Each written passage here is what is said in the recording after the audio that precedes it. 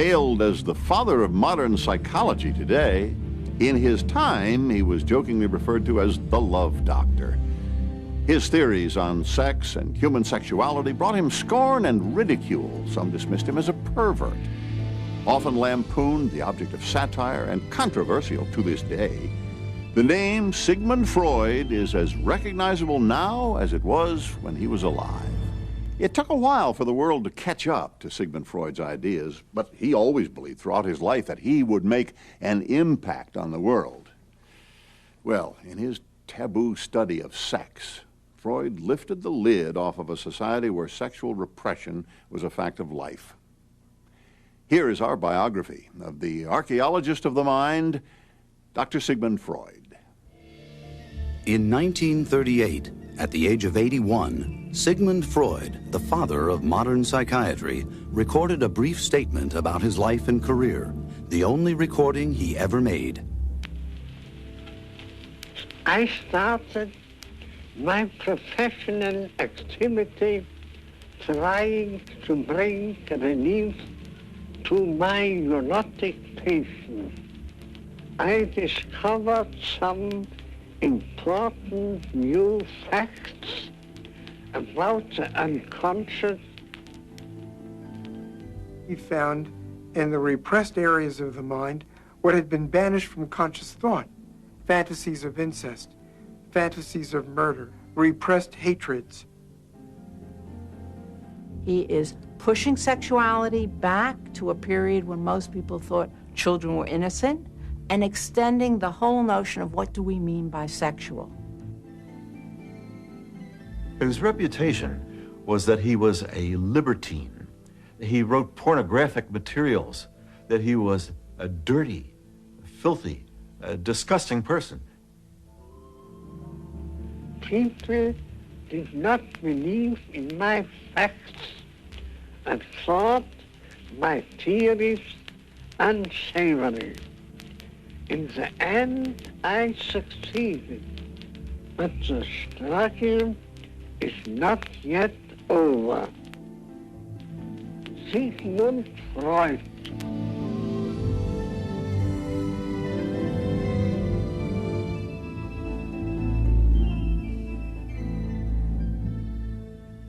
Sigismund Shlomo Freud was born on May 6, 1856, in the tiny Moravian village of Freiburg, about 100 miles north of the Austro-Hungarian capital of Vienna. His father, Jacob, was a Jewish wool merchant who could barely make ends meet in a hostile and at times dangerously anti-Semitic environment. Jacob was 42 years old when Sigmund was born, 20 years older than his third wife, Amalie. The family, which lived in a single room and included 2 adult half-brothers, was a confusing place to grow up in. He's got 2 half-brothers that basically look like they're old enough to be fathers and husbands to his mother. He's got a father who's old enough to look like his grandfather. So there must have been a tremendous, tremendous puzzle to Freud to figure out who belongs to whom. The puzzle got worse when Freud was 2 and his mother had a second son, Julius, who died 6 months later. The experience of birth and death under very close circumstances must have been not only disturbing, but stimulating, even overstimulating for the child. Young Sigismund was named after a legendary Moravian emperor. Born with thick black hair, an old peasant woman said he was destined for future greatness. My golden Siggy, his mother called him. In 1860, the Freuds moved to Vienna, a grand European capital with a crowded Jewish ghetto. The family was growing. By the time he was 10, Sigmund had 5 sisters and a brother, but the golden child was still getting special treatment. Freud was the only person in the family who had his own room where he could study, read. When one of his sisters started to take up the piano, she reported that the noise disturbed Freud. As a result of his complaint, the piano was removed, which gives you some indication of this very special position. Freud justified his position by earning top marks at his Jewish grade school and by studying languages on his own. By the time he was 12, he was reading Shakespeare in the original and was fluent in 6 languages. He studied obsessively, taking meals in his room to save time. And he developed an unusual hobby. He had kept a boyhood record of his dreams. So here we have the future interpreter of dreams as a boy, writing down his dreams and keeping a record of them. This interest in dreams and fantasy life was obviously something that he developed very early, and I think it's quite unusual. Freud's dreams were unusually heroic. At the age of 10, he named his baby brother Alexander in honor of Alexander the Great. He identified with Napoleon, and he bristled at the humiliating anti-Semitism of Vienna, which gave his ambition a combative edge. When Freud is a preteen, his father tells him how he had walked down the street and how a non-Jew had come over to him and said, "Jew, get off the pavement," and knocked his hat off. And Freud asked his father, "What did you do?"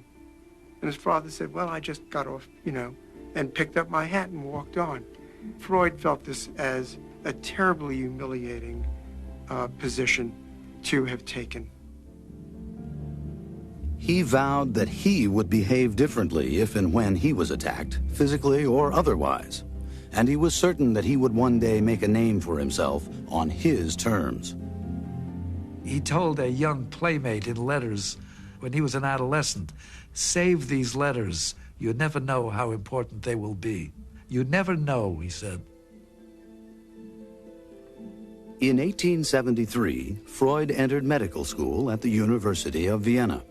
While still a student, he did important research on the sexual organs of eels. He dissected over 400, and the nervous systems of fish, which he illustrated in a letter to a friend. Freud wanted to become a research scientist, but there was a quota for Jews in that prestigious field. Reluctantly, and in order to make a living, he decided to become a doctor. He was anxious to make a living because he had fallen in love with a friend of his sister's, 20-year-old Martha Bernays. Freud, 25, was both passionate and shy, and the romance was intensely Victorian. It's a classically Victorian love affair where most of it took place by correspondence, and I think at one point when he asked her to marry him, she squeezed his hand under the table. So it was all very, very proper.